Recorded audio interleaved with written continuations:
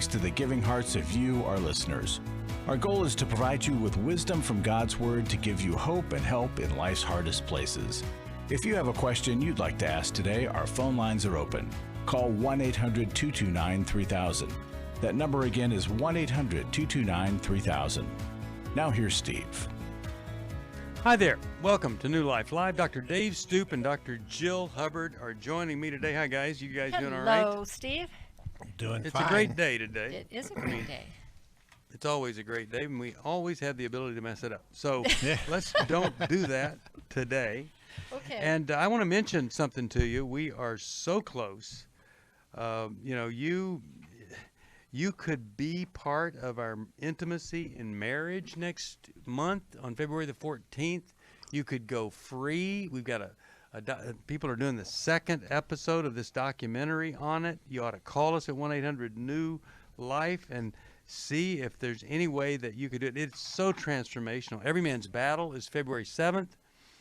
Please look at all the things that are going on and restore hope for a woman's heart. If you have been hurt, oh my goodness, please let us help you. If a man with a sexual integrity problem has hurt you, come and let us help you with it. We want to do that. 1-800-NEW-LIFE. But right now, let's go to the phone and talk to Sally from Alexandria, Virginia. WAVA is the station. Hi, Sally. How are you? Hi, thank you for taking my call. Certainly. Happy to do that. Yeah, so how can we help? I have a 19-year-old son who I'm wondering how best I can help him. He failed college the first year, and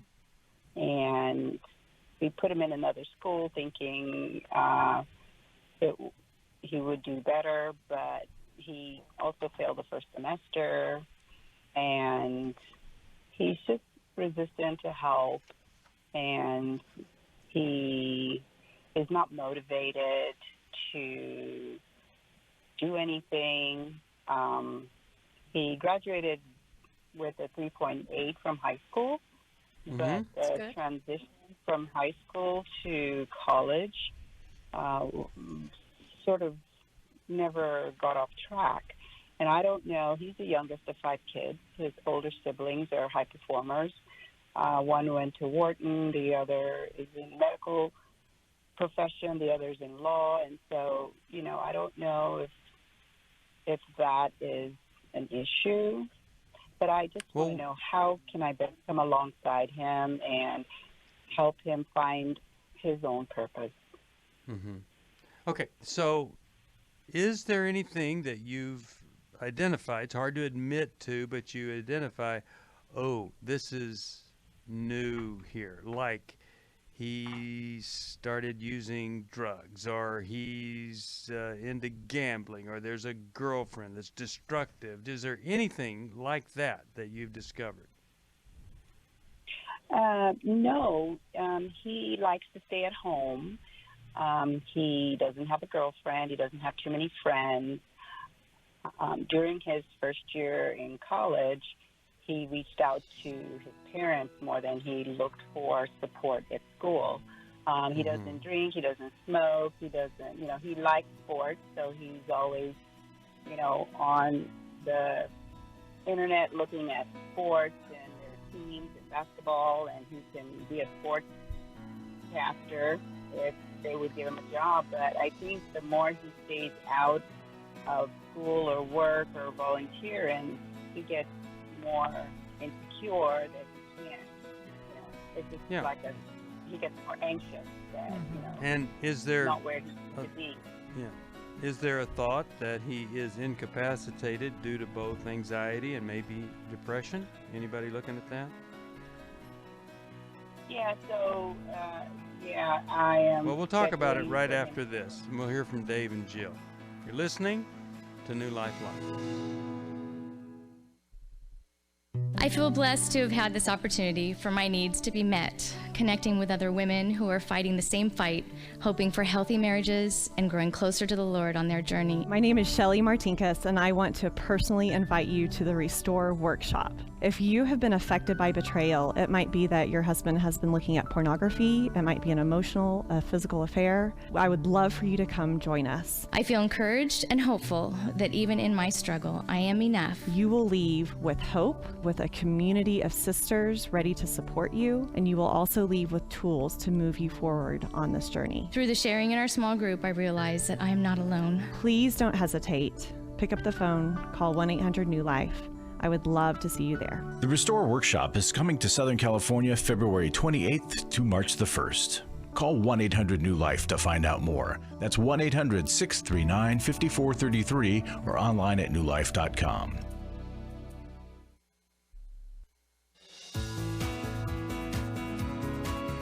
To find out more information about New Life or to order any of the resources mentioned on today's program, call 1-800-NEW-LIFE. Now back to New Life Live. All right, we're back. So, Jill, you had some thoughts here at the break. I think that you could share those. Those are great thoughts about what might be going on. Well, here. I'm wondering, Sally, just in your family dynamics, okay, you have, he's the youngest of 5, and a lot of times the youngest gets, everybody does everything for him. And so he doesn't necessarily have to try as hard and is used to being taken care of a lot. Sometimes that happens. And now, you reach as life starts to get harder, as you're getting more independent, some kids reach kind of a ceiling on what they feel they have the ability to do. And I'm wondering if, kind of throwing him out into the world, it's like, okay, well, where's my nest with everybody helping me? It seems like he's wanting to return to that. So go ahead. Did you say something? So I'm wondering about if that's kind of going on with him, and if he, in having maybe a lot of people around him doing things, if he doesn't feel capable of being out there on his own, and that he may have this fear of failure that so many kids his age have, this irrational sense of, I'm never going to be able to do it. And it becomes paralyzing for them. And then he compares himself with his brothers and sisters. Oh, well, yeah. I mean, a 3.8 is really good, but a lot of kids might feel stupid because so many kids have 4.0s when that's a really good GPA. I was glad I had a 2.5. Yeah, exactly. I mean, I think you're correct that he does feel a fear of failure, and he feels that he's not going to be able to cut it, so why try? Right. That's where he is right now, and I tried to get him to talk to a mentor at church. He loves the Lord, but since he's come back from school over the holidays, he has not gone to church anymore. I think he's just spiraling downhill. He's eaten more. He stays in his room all day, and then he comes down and he eats a whole lot, and then he goes back up to his room, and he feels paralyzed, I think, and it's getting, I don't know how to help him. Right. Well, here's the thing. You don't want to react in a way that makes him so dependent on you that what might have been a phase that you help him get through becomes a condition he doesn't get out of. And so I don't think doing less is a good strategy. I think there are a lot of parents that choose less, and then they wish that they had chosen to do more before kind of it set in with the child. So I would encourage you to not listen too much to what he wants to do, but to do and get him the help that you think he needs to have. That would at least be, if that was my son, we would find the best male counselor that we could. That would be the first priority. Where is this male counselor, and could that guy be the source of help here? And the second priority, I think, would be to remove the door to his bedroom so he can't hibernate. Yeah. Because that's how he escapes, and it doesn't work. I think there's a lot of times the last one grows up slower. That's part of what Jill was saying. Right, exactly. And so maybe he needs to get a job and work for a year or two and then go back to school when he's got some goals outlined in terms of what he wants to accomplish. But taking a year or two off between high school and college isn't a bad idea. Well, even a year and do something experiential, like you're saying, so that he gains some confidence in himself and can more clearly determine what he does want or doesn't want, right? Yeah.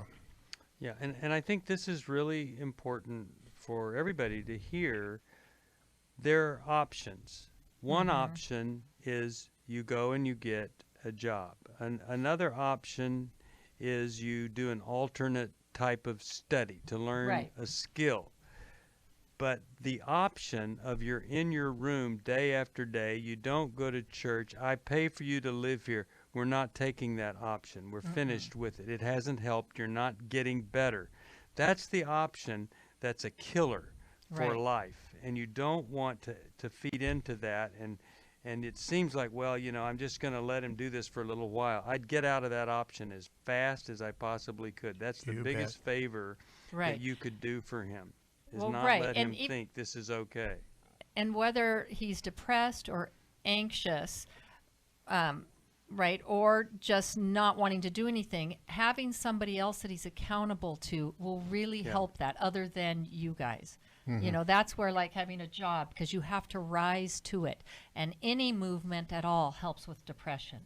And as he's thrown into situations that he can handle, that helps to reduce his anxiety about failing, right? And then the pressure of wanting to please, like a boss or a situation, so that he can succeed. Go ahead. Can I force him? Can I force him? Because I've been telling him to go online and apply for a job. I finally got an application for him and gave it to him, and he filled out one part and he brought the next and said, Mom, you know, I don't have any references. I can't do this. I want to volunteer now. So now he says, I want to just volunteer somewhere and just, you know, get my confidence back and volunteer. Should I force him to get online and get an application in, or should I?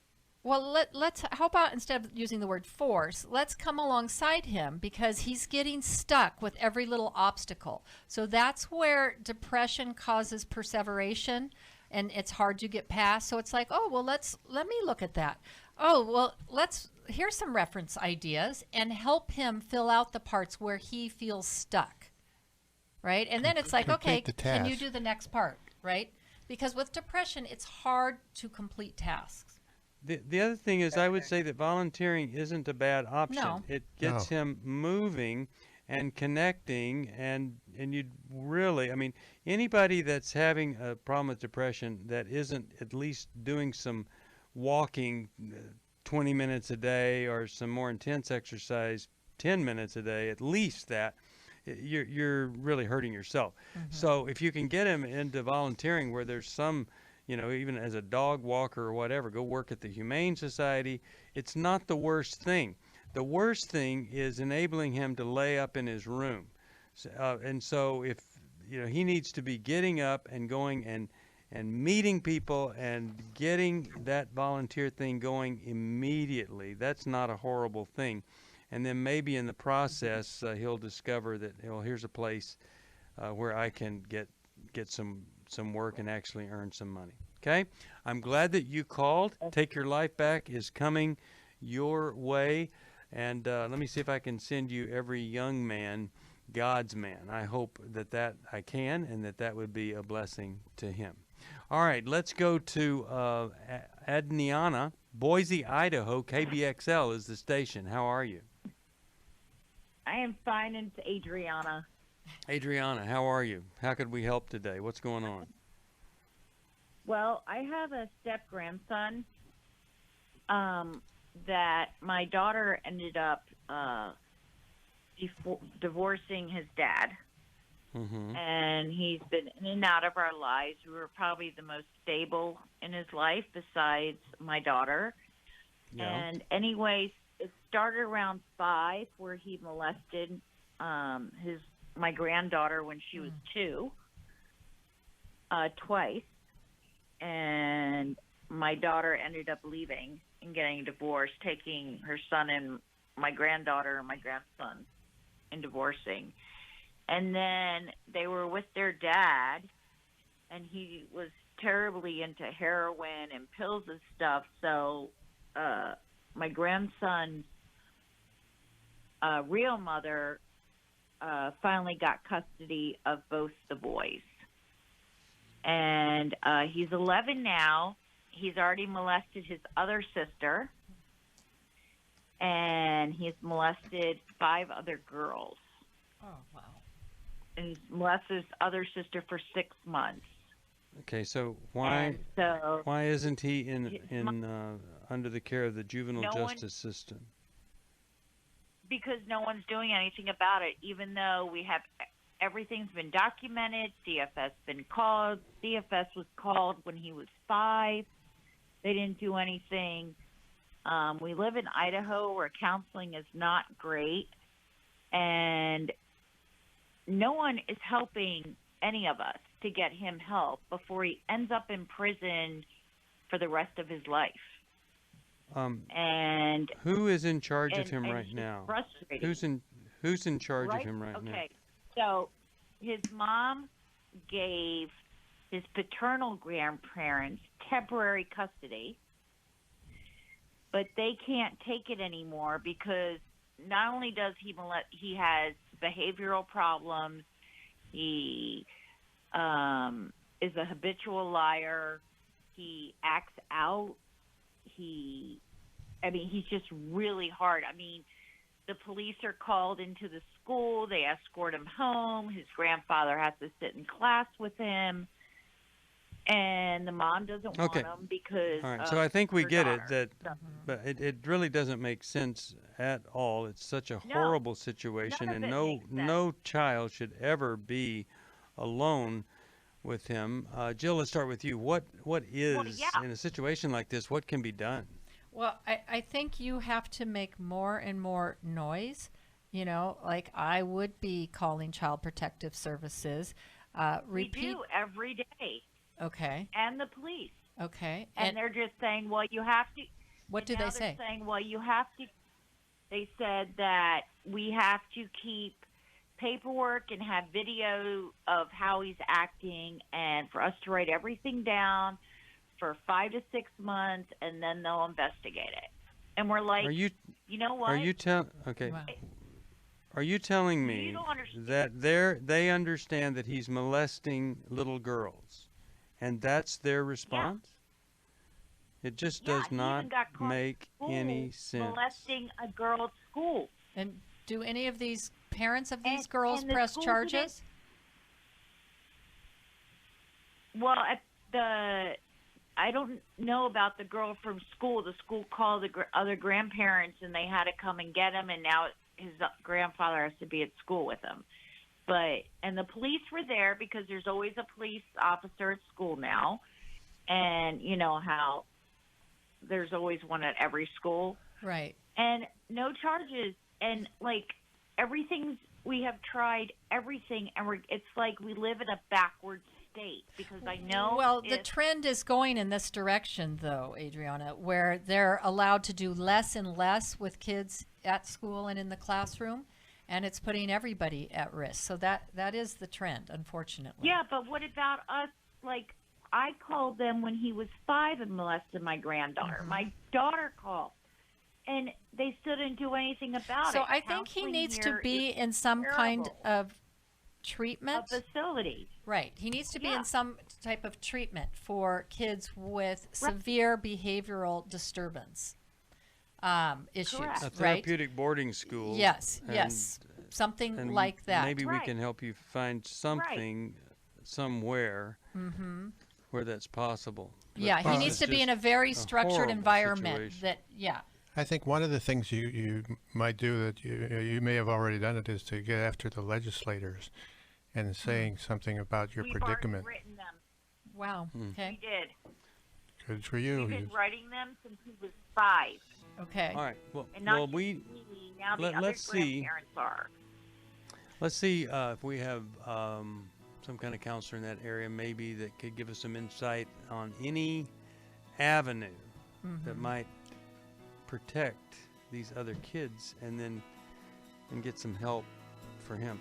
I would, if this was my child or grandchild, I wouldn't be sending him to school. No. He would be in a more intense environment for sure.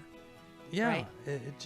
And they have programs that really focus on attachment issues and that kind of get to the crux of it and have a lot of structure, and kids actually make progress. Yeah. There's so much hope, but you got to to intervene drop early. this child off who is A menace.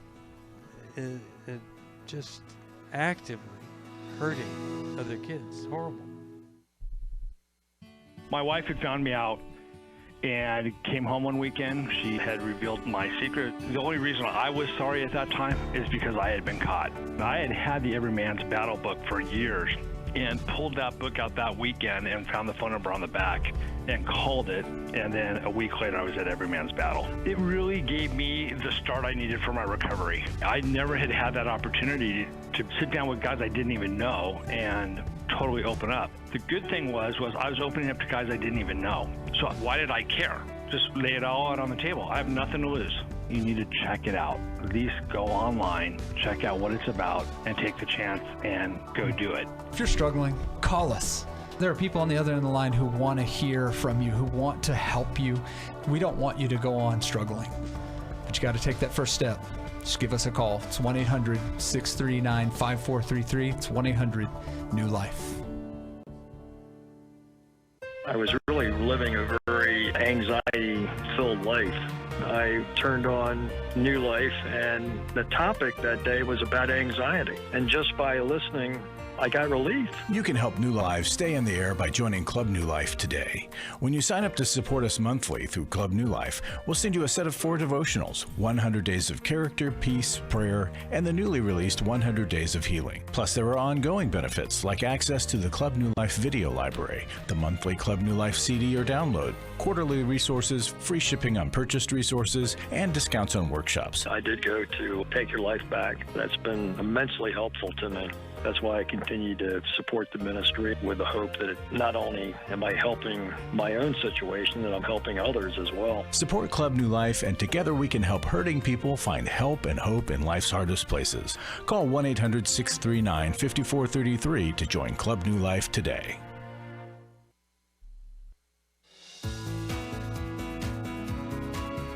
We'd love to hear from you. If you have a question or a comment, call toll-free 1-800-229-3000. Now back to New Life Live.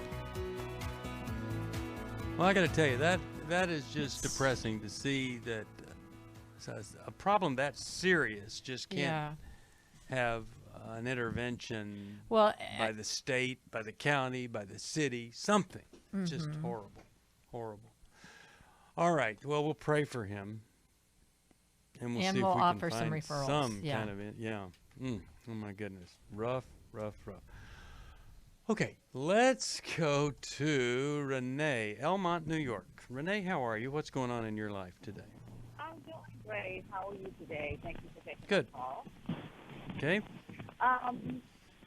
My divorced daughter, she has 5 children. She moved back home because she was struggling and total distraught. And so Renee, I am going to have to put you on hold and see if you can get to a phone that isn't noisy, and if so, we can get back to you there. We're gonna but it just wasn't working there. Let's go to Anna, Valley Forge, Pennsylvania, WBYN. Hi, Anna. How are you? Hi. How are you? Great. What's going on? Thanks so much for being there. Yeah, sure. Well, sorry. We're just having trouble here in our family figuring out if our 20-year-old daughter is just having trouble growing out of, like, childish behaviors, just simple things like being rude or not doing her share of stuff around the house or being responsible, or if she is really has, like, some kind of disorder or something. Like, it's really hard for us to figure out. So we're just trying to figure if I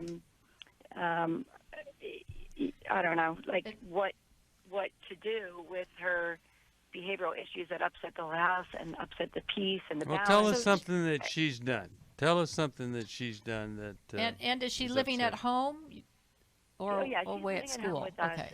I have, she's here. She is attending a local college. Okay.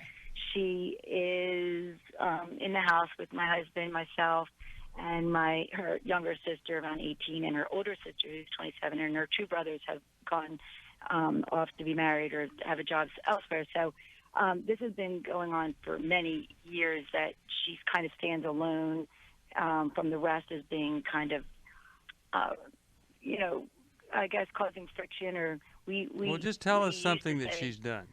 What is something that she done? Yeah, what's an example? Well, like, she uses curse words and then really hurts people, kind of knows where the buttons are and really digs deep and those kind of things, or she's just downright inconsiderate, just won't listen to her dad or won't listen to me, or she's done really bigger things, like riskier things, like she'll stay out all night and not communicate.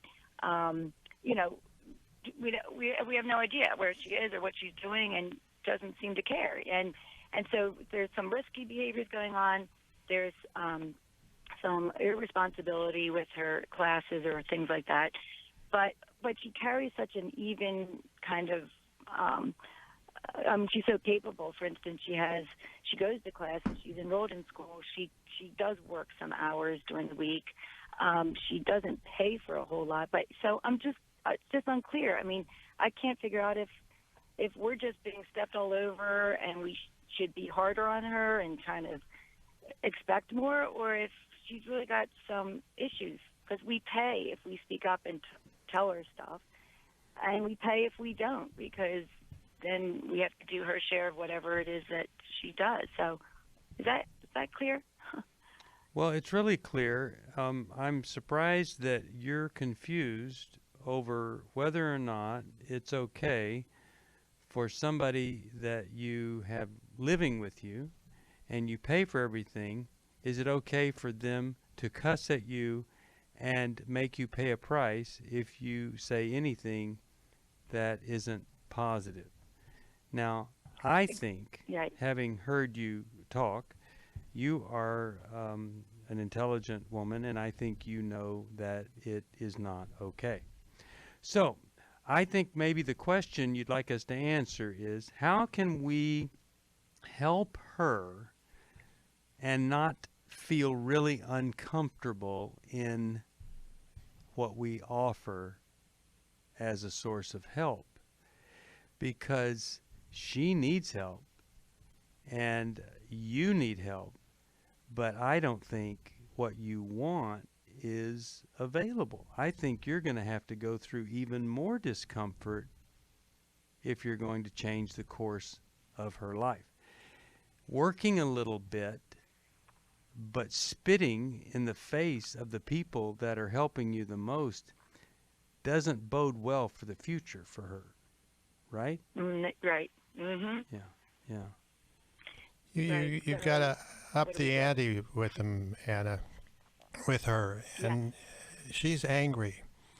And one of the things I would want to understand is, why is she so angry at the family? And you're not going to find that out by talk therapy with her and you, but in terms of looking back over her life and looking at some of the things that happened to her that you maybe even had no control over, but give her a reason to be angry. Is there something you can point to that she would be angry about and you feel guilty over? Is there anything like that? No. We really looked at things and we're trying to figure out what it is, and all I could think of is just being wanting the best for her, and her kind of not liking the control of limited computer or limited whatever we limit with. I mean, I think she just doesn't like, she has a problem with listening and maybe just not wanting to hear anybody who has anything negative to say about her, even if it's in a very constructive and loving way. For most of my life, I've been dealing with an opiate addiction. Why is opioid addiction quickly becoming one of our nation's biggest killers? Maybe it's because it isn't only those who are addicted who are in denial. We did what I see so many parents do, is it can't be an addiction. There's something medically wrong. It's impossible to solve a problem when you don't know what you're up against, and families will try to find any explanation except the one that will put them on the right path. Alcoholism and drug addiction is a family disease. It doesn't affect just the individual. If someone you love is abusing painkillers, know what you're up against. It's time to admit it's addiction and seek treatment. Call us today at 1-800-NEW-LIFE. We have Christ-centered partner treatment centers around the country. Call 1-800-639-5433 or visit us online at newlife.com. We just made a decision. We will do whatever it takes. 1-800-NEW-LIFE. Hi, this is Steve Arterburn, and for 30 years, New Life has been the most trusted name in Christian counseling. I'm an addict, and I'm trying to get God in my life again. You seem to be able to get to the crux of a problem quickly. Our Christ-centered treatment programs can help you break free to embrace all that God has for you and your family. I just want to thank you guys for bringing me to a relationship with Jesus. There really is help for marital problems, depression, addictions, panic attacks, and feelings of hopelessness. I came back with so many tools to help me prepare myself to fight this struggle and this battle that I have every day. You can start living again today, living the life God intended for you. Help is available at 1-800-NEW-LIFE. They did care, and they did follow up very lovingly, and it made all the difference in my life. Call us at 1-800-NEW-LIFE. Someone who cares is waiting at the other end of the phone. God can open the door to a better tomorrow right now. Just call us at 1-800-NEW-LIFE. 1-800-639-5433.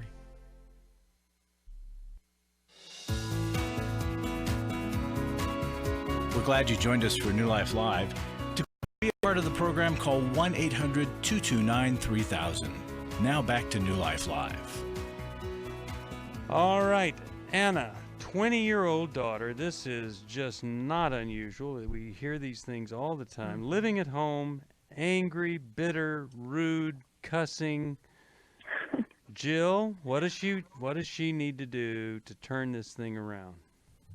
Well, okay, first, before I say that, I was commenting at the break about how a lot of times there is one kid in the family, and you have 5 of them, that kind of embodies the family problems or takes on a different role because the other roles are taken. And so, along with her disposition in coming into the world. But so she pushes against, right? And she makes it really uncomfortable for people to be around her. And that's how she controls things and keeps people from seeing where she's really afraid too, and hurt underneath the anger. So I think it's twofold. One, you can't continue to, allow some of this behavior, and that at 20, it's a privilege to live at home. While at the same time saying, we can see that you aren't happy, and we want to come alongside you and find out what has made you so unhappy, right? It's like when someone's having a problem, they get more of parents instead of less, right? She's saying she wants all this independence, but it's confusing. And I would tell her, we feel confused. You tell us you want all this independence, but you're acting in ways that we know says you need more of us. Exactly. Right? You're so right on. And so this is a dilemma, and we're kind of puzzled as to what to do with this contrast. Do you realize that this is what your behavior is saying? You're saying, Mom and Dad, come closer, even though your words are pushing us away. Exactly. And you leave the problem with her. You don't try to solve the problem. You don't solve it. You just put the dilemma out there and say, we're very puzzled. And if somebody told you that it's inappropriate to have a curfew for anyone living in your house, they gave you the wrong advice. If someone's living in your house, you have a right to have a curfew. Not they can't stay out all night. No, absolutely. We have a very lenient curfew for her. It's 1 o'clock in the morning, and she breaks it routinely. And we basically told her we're not waiting up anymore because we just can't. We're all worried. We're all tired.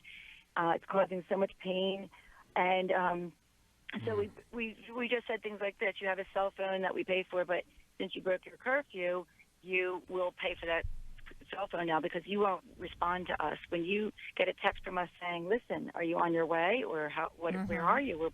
And you say nothing, you've just lost the privilege of that cell phone. So you will pay for it. You get so much kickback from that. It's so unfair. Everybody has to, listen to the shouts and bad behavior. Well, I put up with a lot of that. My husband has put up with a lot of it. We're tired of all that kind of stuff. She's had to do many things the hard way because we keep limiting things. But now she's hurting the other people in the household. And this is where I draw the line, because the 27-year-old who's at home needs to be here. She has an illness, and she's a very humble, wonderful person, although she's also had some hard things happen in her life. And you know what I mean? She has some things she went through as a young person, but she's back here doing her best to get back out the door. She needs to be here. And yet my other daughter, the 20-year-old, can't go out on her own with no money. I don't want to see her in the street. Nobody wants to see that. Mm-hmm. So what do I do? Like what? Now we well, did what's get her therapy, plan? I don't. What's her plan? If she has a plan, they're all very unrealistic. Like, Okay, she let me doesn't know talk what to you things about cost. something. Listen. Yes. Girls like Rambling. her, you have found the fatal excuse. I don't want her to be on the street. Mm-hmm. Okay?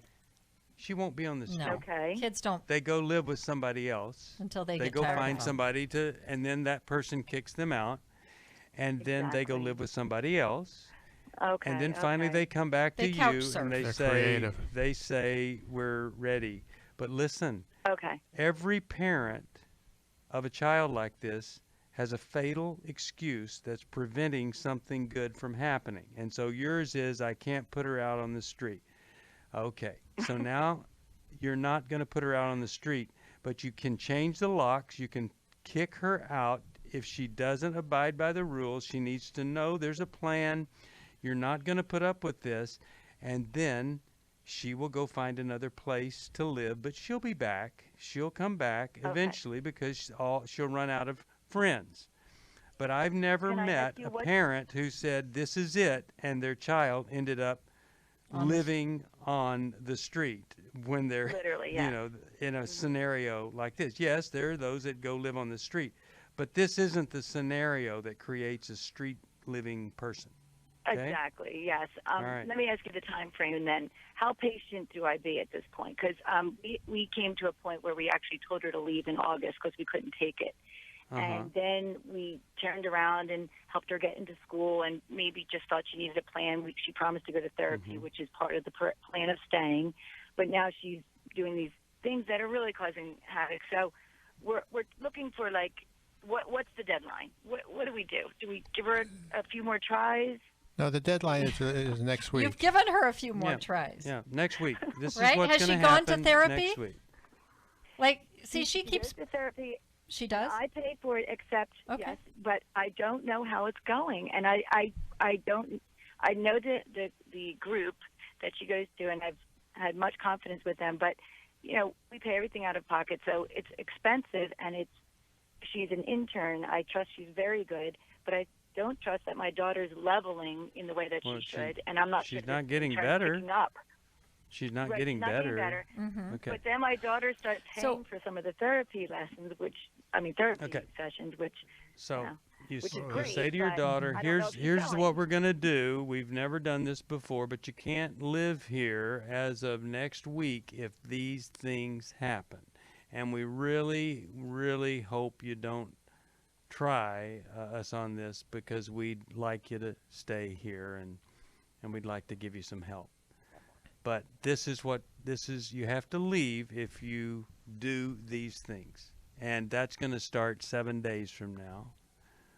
Or it's going to start 2 days from now, whatever. I don't know the specifics of what you've told her before, but don't ever tell her something that you can't uphold or you're not willing to follow through on. Mm-hmm. That would be Because again, it's the a direction I'd privilege go. to live at home at 20. It's a privilege. It sure is. And there are things required of you. And you have for the right living to here. require them because you pay the rent. Mm-hmm. Renee is back on and in a good phone, but hold on, Renee. I want to talk to Larry Sonnenberg. He's in our studio right now. Larry, talk to us and encourage us. And Yeah, I'm glad you're here. What's going on? Well, Steve, I want to start off reading a testimony from a past Intimacy and Marriage workshop attendee. Okay, great. Because that workshop's coming up, and it will remind you why we're asking you to give, because intersections with new life in people's lives means change lives. A testimony. Coming to this weekend, I was very skeptical, really didn't want to attend. In fact, we didn't register until just a couple days before the weekend. Having now experienced the weekend, I can easily say it was the best decision we've ever made for our marriage. The amount of valuable information has been astounding. The main sessions with Steve and the Yerkoviches have been amazing. And the group sessions with our counselor have been really good, really God-led and God-inspired. Can't say enough about how valuable the weekend's been. I'm truly excited about the future of our marriage. So, folks, love that. yeah, I mean, resistance is natural. One or the other usually just says it's a waste of time, we're done, or it's not going to help us. But come bring somebody screaming and kicking if you have to. They'll find something. They'll find a lot of friendly people. They'll feel no shame. They'll feel encouraged. They'll learn things. And the Holy Spirit was determined to do a work. And so that's why we asked for your support. Yeah. You can make a gift. Just call us. Go online. And it will make a difference. You can join Club New Life. We really need some help with some monthly givers, so please consider that. And I don't know what else I can do other than beg or cry. Yeah, okay, well, a gift of any amount, we'll send you the grief. We'll send you that grief workbook, and it's just helping so many people. So if that's something that you'd like, we'll get it to you. Gift of any amount, but come on and be part of the giving family. And then whenever you hear these great things happening, then you can feel like, hey, I'm a part of that. And the number is 1-800-NEW-LIFE. It's the same number. Find out how to be a part of any of those workshops. It's the number to call and get some help. If you join Club New Life, I'll send you 4 devotionals, 100-day devotionals. Yeah, Larry, go ahead. I just want to say I had an encouragement this weekend. You know, I come to the mic a lot and ask for support, and I feel a little guilty taking away time from the calls and such and asking over and over. This guy came up to me at the workshop and said, you know what? I listen to a lot of radio guys, and you're the only one who asked for money that I like listening to. There you go. So I thought, all right, I'm going to keep doing it instead of feeling like I got to do something else. It's not easy, but it's necessary. We need your support. 1-800-NEW-LIFE. Please help us. 1-800-NEW-LIFE. She said, we need to talk. She's asked me for the first time if I would consider myself a sex addict. You know, I thought it was just about admitting the things that I had done wrong. I never had a clue that it was about redeeming our story. You know, I thought it was just about coming clean on what I had done. I had no idea how to help her with her pain. She was a mess, I was a mess, and we got divorced. Going to EMB, surrounding myself with these other men, they accepted me for who I was and what I had done, but they challenged me to step up and do better. You know, they'll be around other men who are not just pointing the finger, but willing to get in and wade through it with them, you know, get in the trenches. They'll get hope from this workshop. Take my sweet wife and my story. We were divorced, remarried, and on our way to what I think will be the sweetest years of our lives. You know, it's no longer simply about surviving. For the first time ever, you know, we're thriving, we're enjoying where we're at. Hey, listen, if you're struggling, we want to see you at the workshop. Give us a call, 1-800-NEW-LIFE.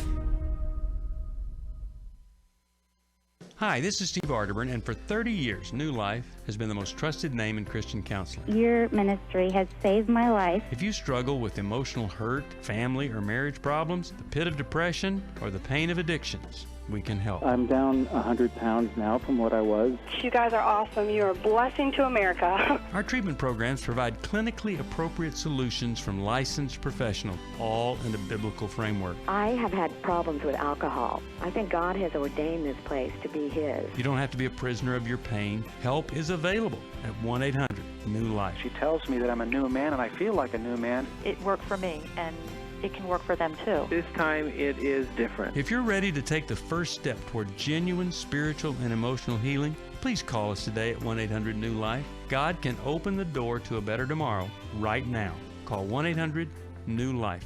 That's 1-800-639-5484. 833.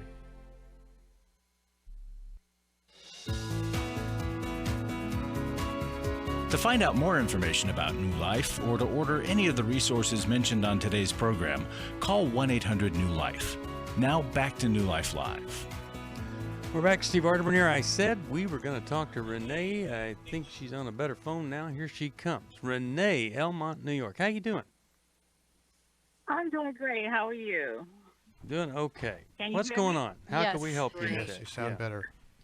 Okay. I have a daughter that had to move back home. She's divorced with 5 children. And so they're pretty messy. So they're upstairs on the second floor. And so my husband's very flustered and wanted them to move out. And I'm not giving you it's more to the story, but the point is that, so there's like conflict between both of us, between, my husband and I, and because him wanting them to be out. So when they came with the dog also, but the dog is now at my parents'. The dog bought fleas, got rid of the fleas. She paid for the extermination. Then he didn't like how she did things. Like he didn't feel she cooked enough, and she bought a lot of food for the kids, fast foods or food from Chinese, whatever the case may be. And so he wanted her to cook more for her kids. So Renee, can I just ask you, is your husband her father? Her, not her biological.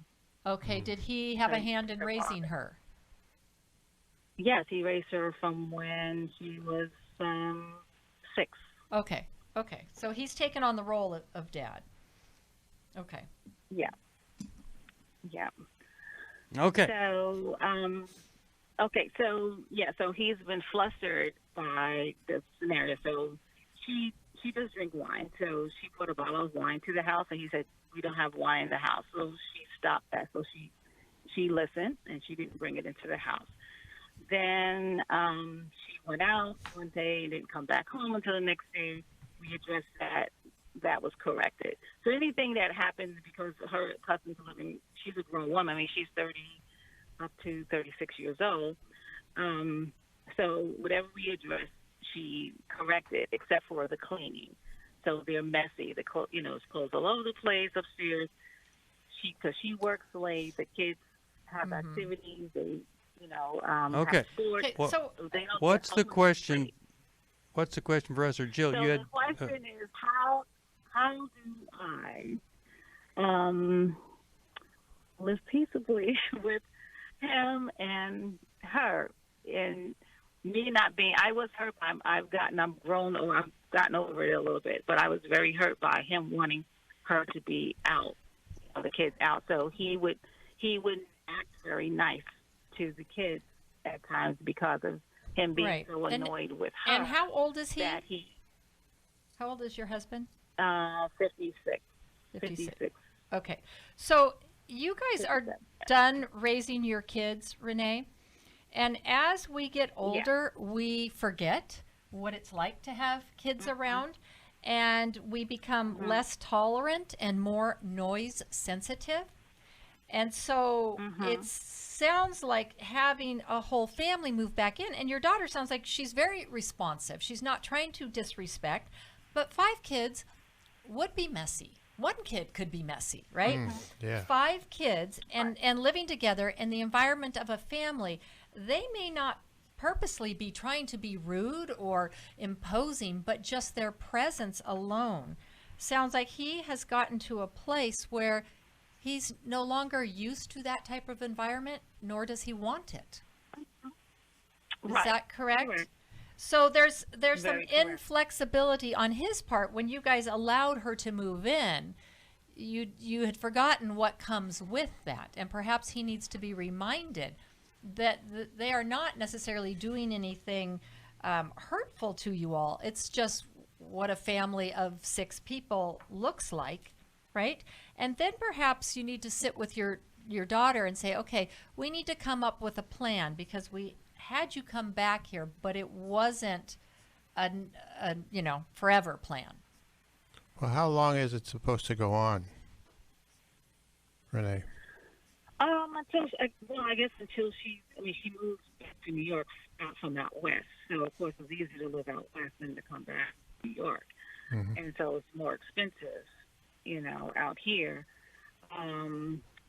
So her plan is sometime this year, to try to save up and to get her own place. But I know how it may take more than just this year, probably next year, in order for that to take place. And I try to remind my husband, because I remind him when we had 3 kids, there's 3 of them, and they all played sports, and they all were messy. Time they came home late, and sometimes I remind us there were times we did McDonald's real quick because they get back from a game. We got home at 10 o'clock.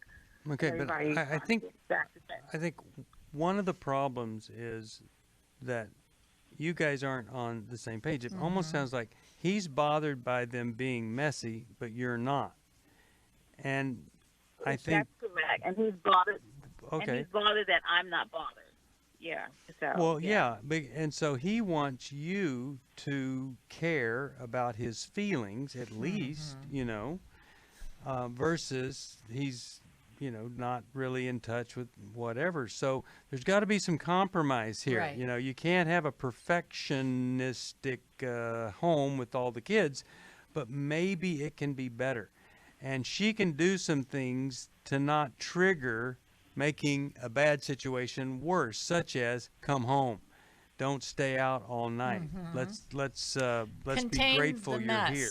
Contain the mess to certain rooms and shut those doors, right? Yeah. And then I've tried that. I've asked him.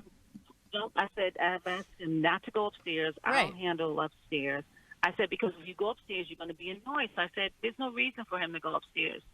But he goes up there and he wants to check. Well, and that's being a bit controlling too. I mean, if you're giving them a bedroom or something, just shut the door. That is their bedroom for the time. Unfortunately, that's the problem, and he doesn't feel that way. So he's feeling somehow taken advantage of, and maybe you need to talk with him more about that. But I would be talking with him about, let's spell out a plan. And Renee, if you guys are able, maybe you help her get back on her feet, and then she pays you back or something. That's right. That sounds like that would be a better situation. Right. So maybe she can get out within the year instead of it going into a second year. And that would be something for him to see that it's finite. And have a plan, even if it has to be modified. Have a plan that you check up on every month or two. And you just say to her, we didn't have a plan when you moved in, and so now we need to develop one, and that we can all appreciate, and so we're going to have this painful conversation. Now, the best thing you could do is sit in front of a counselor, a third party that could, kind of help you develop this thing so that it actually has a good outcome here. That's what I would be pushing for, and we'll try to find somebody like that for you. But really, these situations, it's really great to have a master plan before it all happens and have a what if this kind of clause. But when you don't, you really need, you and your husband, you don't want this to destroy your relationship. So you say, let's all sit down. It's going to be uncomfortable, but we're going to come up with a really good plan. But Steve, you had a really good point. I think the husband needs to be heard, and it can't be Renee defending the daughter. And being on the opposing side. Right. She needs to really hear and kind of draw out what's really eating at him. It's open-ended. He's thinking this is the way it's going to be the next 5 years. Right. There's got to be some kind of plan. If she would listen to him, she might learn something. Yep. Hey, thanks for being with us. If you can help us, 1-800-NEW-LIFE. And if you need some Thanks help, for listening. 1-800-NEW-LIFE. We hope this program has helped you by giving you insights for handling the challenges you face in your life. We want you to know that we're here for you, but you also need to know that New Life Live is a listener-supported ministry. To make your donation or to get any of the resources mentioned on today's program, call 1-800-NEW-LIFE. That's 1-800-639-5433, or write to us at New Life Ministries, P.O. Box 1029, Lake Forest, California, 92609. Please join us again on Monday for New Life Live. Hi, Steve Arterburn here. Thanks for watching New Life Live on our New Life YouTube channel. You know, you can see it anytime. Hope you'll subscribe, and when you do, hope you'll turn that little button thing on, the bell, so that whenever we post a new video, it'll ring right through. Now, if you go to newlife.com, you'll see the schedule of when we're in the studio, which is helpful to know if you have a question for the program, or you could go to newlife.com or call us at 1-800-NEW-LIFE. You could do this on the app. I mean, there's so many ways that you can stay in touch with us and know when we're there, because we want to answer your questions. So thanks for watching right here on the New Life YouTube channel, and we'll see you next time. Click here to subscribe.